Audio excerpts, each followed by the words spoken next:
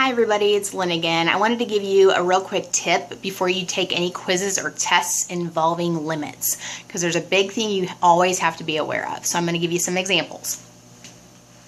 Okay, so the big idea here is what kind of limit are you dealing with, because all of the limits that you've talked about look very similar.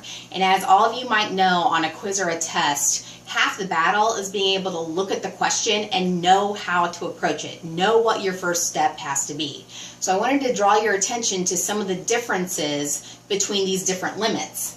So as you can see, I have three different limits on the board. They all look very, very similar.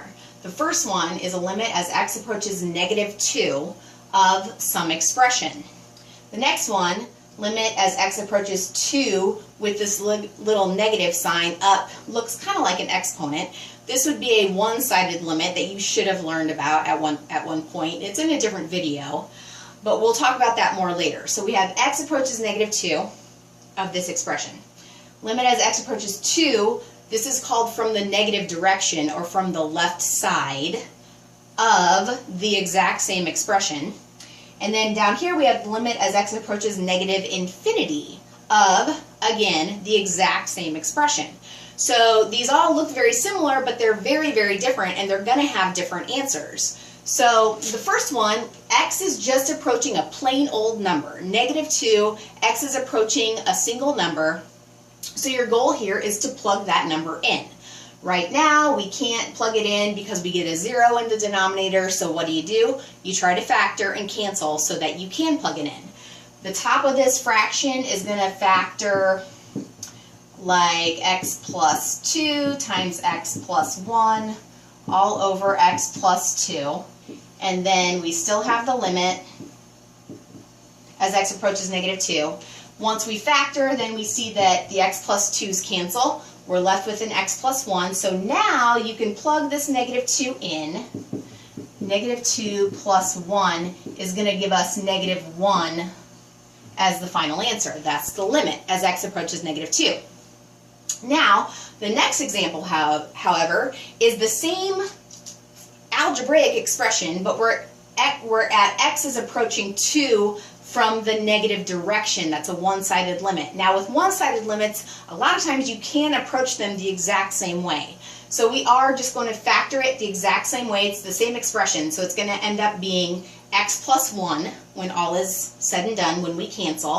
So when we have the x plus 1, we're going to plug, only this time we're plugging 2 in. This is not -2.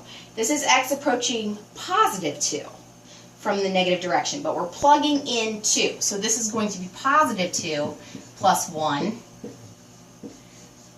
That's going to give us a final answer of 3 in the second case. Now the third case is the limit is x approaching -infinity. So x is not approaching a number now, it's approaching some type of infinity.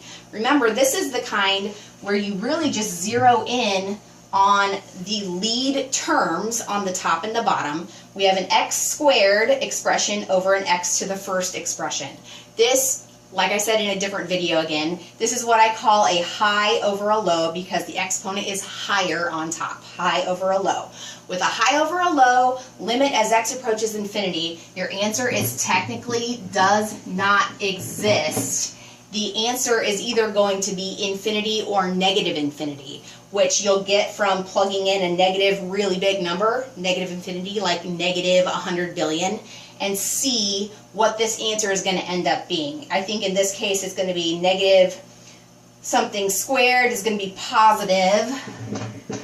-infinity to the first is going to be negative, so a plus over a minus gives us a final answer of a -infinity. So just a real quick tip, quizzes and tests, make sure you really pay attention to what the limit problem looks like. Is x approaching a number? Is this a one-sided limit? Or is it an x approaches infinity limit? Because they're very different. They have completely different answers. So good luck with that. Hopefully that helps. Thanks.